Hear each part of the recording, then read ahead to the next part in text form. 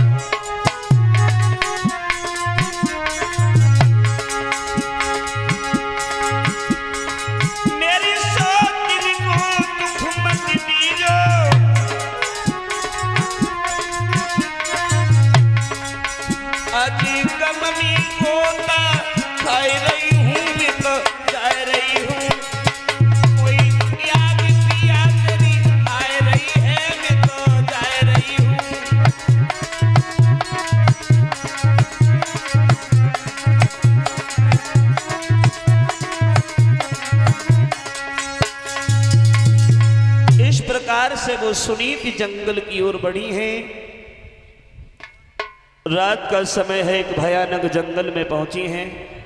मरने के लिए पानी की तलाश करने लगी हैं। कोई कुआं मिल जाए, कोई सरोवर मिल जाए जिसमें हम डूब करके अपनी आत्महत्या कर लें। उधर महात्मा नारद ने ये देखा, इस सुनीत के उधर से तो भगवान का भक्त पैदा होने वाला है, लेकिन ये सुनीति मरने के लिए जंगल में आई है, और अगर ये सुनीति मर गई तो विधि का तो विधान ही बदल जाएगा।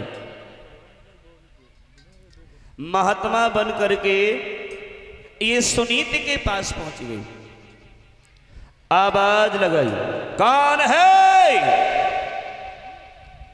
नहीं मालूम है, ये जंगल है, जंगल, और इस जंगल में बड़े बड़े जीवधारी रहते हैं। कोई शेर खा जाएगा, कोई जहरीला जंतु तुम्हें डस लेगा, इसलिए घर के लिए निकल जाओ, शोर नहीं करना।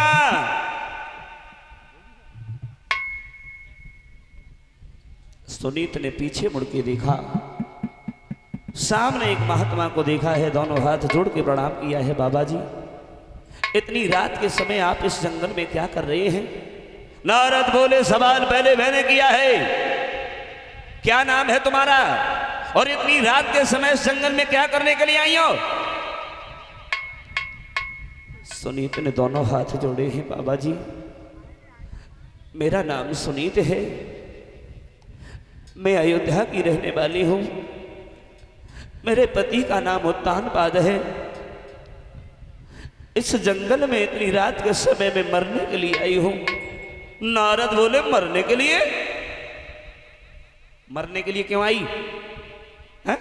कोई दुख है, कोई मुसीबत है, कोई परेशानी है? अरे तो हमें बताओ, मरना क्यों चाहती हो? सुनीति बोली है, महाराज मैं इसलिए मरना चाहती हूं कि मेरे उधर से कोई पुत्र पैदा नहीं हुआ। हाँ बाजी वाह, हाँ? तेरे उधर से पुत्र पैदा नहीं हुआ तो तू मरने के लिए जंगल में चली आई? अगर इस जंगल में तुम मर जाओगी तो क्या तुम्हें पुत्र मिल जाएगा? सुनीति बोली, बाबा जी मुझे दुख इस बात का नहीं है कि मेरे उधर से कोई पुत्र पैदा नहीं हुआ, दुख मुझे इस बात का है, मैंने अपने पति का दूसरा विवाह कराया, लेकिन हमारी सोच की उधर से भी कोई बालक नहीं हुआ, इसलिए मैं मरने के लिए जंगल में आई हूं। नारद बोले हैं, बेटी पहली बात यह है कि आत्महत्या ये बहुत बड़ा पाप होता है। दूसरी बात यह है, तुम एक संतान के दुख से दुखी होकर के मरने के लिए जंगल में चली आई, उस संतान के लिए दुखी हो। लेकिन एक बात कहूंगा बेटी, संतान से भी कभी किसी को सुख नहीं मिला है, संतान से कभी किसी को सुख नहीं मिलता। और भक्तों, इस दुनिया में सर्व सुख भगवान ने किसी को नहीं दिया है। कोई किसी बात से दुखी है तो कोई किसी बात से दुखी है। किसी के पास समय नहीं है वो इसलिए दुखी है, किसी का बैठे बैठे समय कटता नहीं है वो इसलिए दुखी है। किसी के पास भूख है भोजन नहीं है वो इसलिए दुखी है, और किसी के पास भोजन है भूख नहीं है वो इसलिए दुखी है।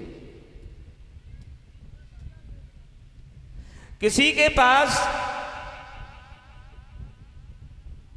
सोने के लिए बिस्तर नहीं है और किसी के पास बिस्तर है तो उसे नींद नहीं है। किसी के पास पैसा है वो इसलिए दुखी है और किसी के पास पैसा नहीं है वो इसलिए दुखी है।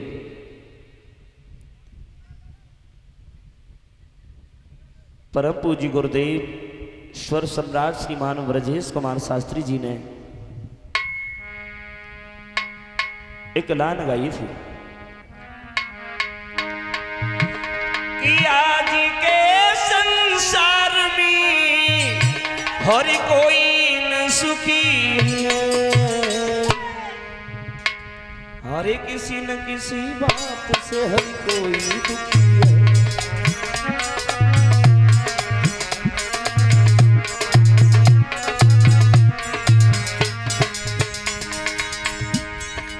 गौर करके देख लीजिए,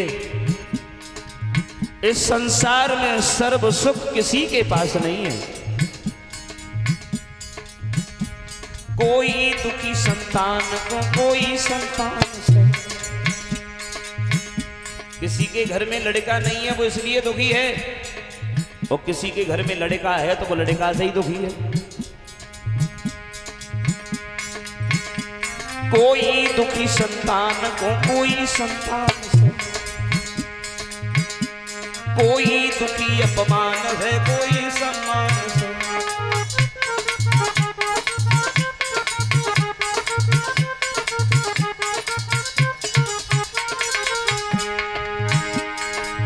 किसी का समाज में सम्मान नहीं है वो इसलिए दुखी है, और किसी का समाज में इतना सम्मान है जो उसे रोटी खाने तक की फुर्सत नहीं है वो इसलिए दुखी है।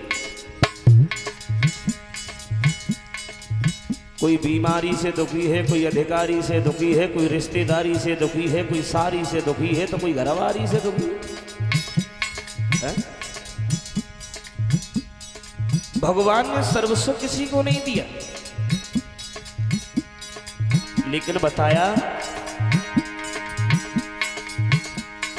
बाबा तुलसीदास जी तो ये कहते हैं कि पहलो सुख निरोगी काया। भगवान ने हर इंसान के जीवन में 6 सुख दिए। ये बाबा तुलसीदास जी कहते हैं पहलो सुख निरोगी काया, दूजो सुख होए घर में माया, तीजो सुख सुलक्षण नारी, चौथो सुख सुत आज्ञाकारी, पंचम सुख नंगर में बासा, और छठवां सुख संतन के। बाबा तुलसीदास ये कहते हैं कि जिस इंसान के जीवन में ये 6 सुख आ जाएं तो वो ये समझ ले कि हम सर्व सुखी हैं। इंसान के पास दौलत है या नहीं है, इन 6 सुखों में भी सबसे बड़ा सुख है अगर शरीर में कोई रोग नहीं है, कोई बीमारी नहीं है, कोई परेशानी नहीं है, कोई दिक्कत नहीं है, तो इससे बड़ा सुख दुनिया में कोई दूसरा नहीं है। लेकिन पूजनी गुरुदेव जी ने कुछ और भी लिखा। आज के समय में भी हम गौर करके देखें तो हम सब लोग दुखी हैं।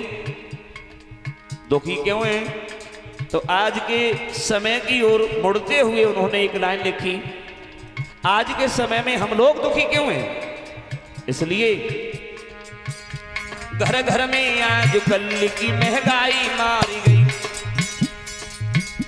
दिन प्रतिदिन महंगाई इतनी बढ़ती चली जा रही है जो थमने का नाम ही नहीं ले रही है?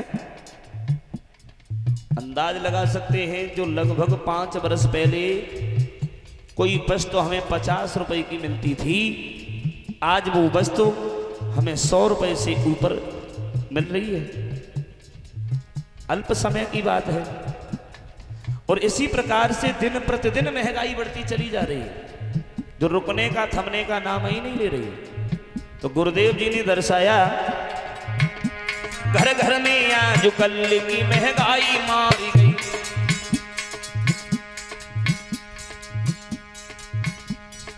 इतनी महंगाई,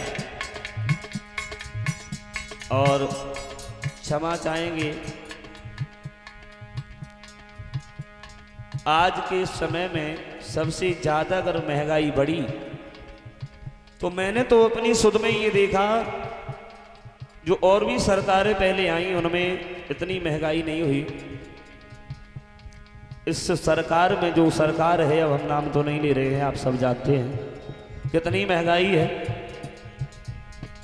जो गैस का सिलेंडर हमें पहले 400 साढ़े 400 रुपये का मिलता था, आज वो 1200 रुपये का मिल रहा है।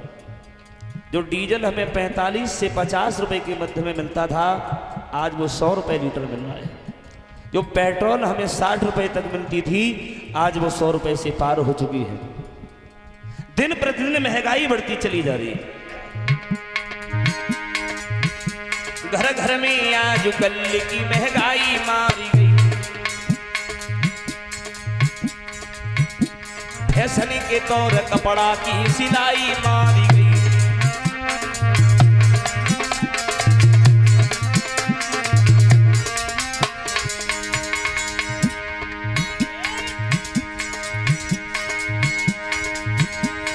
कर्मचारी लोगन की सफाई मारी गई। बारह से लेके बूढ़े की दवाई मारी गई।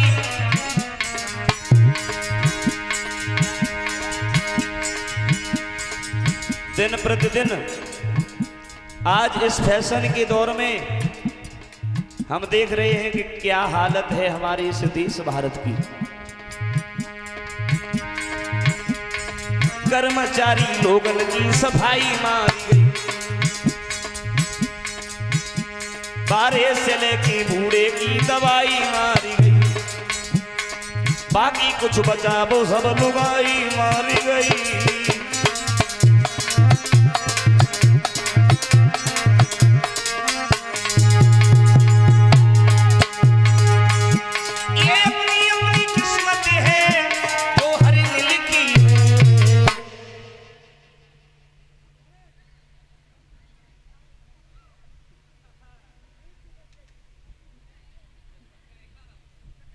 जे कबू कबू जैसे मोबाइल ना हैंग हो जातो तो ऐसे चिपक जाते।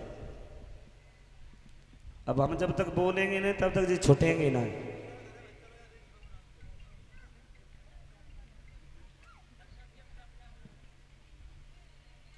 हर किसी न किसी बात से हर कोई दुखी है।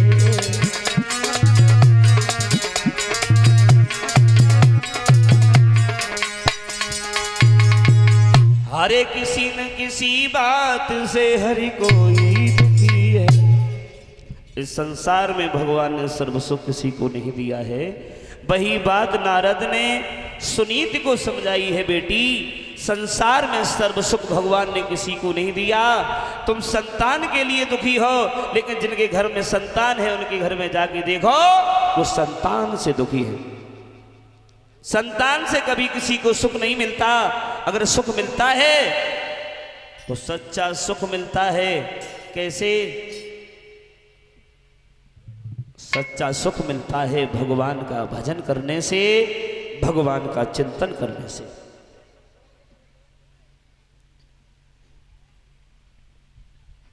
सच्चा सुख भगवान का चिंतन करने से मिलता है। बाबा तुलसीदास जी लिखते हैं, इस संसार में कोई तन दुखी, कोई मन दुखी, कोई धन बिन रहत उदास, और तुलसी इस संसार में सुखी राम के दास।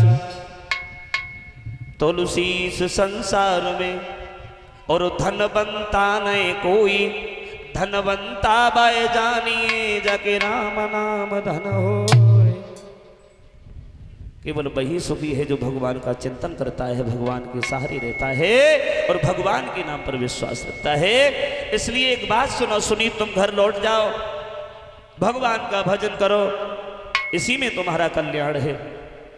तो सुनीति बोली है बाबा जी ये मरने के लिए आई हूं, आत्महत्या का विचार हृदय में लेके आई हूं, पाप तो हमें लग चुका है, अब मैं लौट करके घर नहीं जाऊंगी,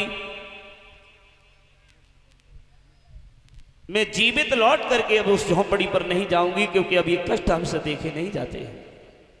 महात्मा नारद ने समझ लिया ये स्त्री बड़ी हठीली है, नहीं मानेगी। एक वचन दे दिया है महात्मा नारद ने, जाओ तुम्हारे दिल में जो इच्छा है, तुम्हारे मन की मुराद अवश्य पूर्ण होगी, तुम्हारी उदर से एक पुत्र पैदा होगा, और जो पुत्र पैदा हो उस बच्चे का नाम ध्रुव रखना। नारद बोले हैं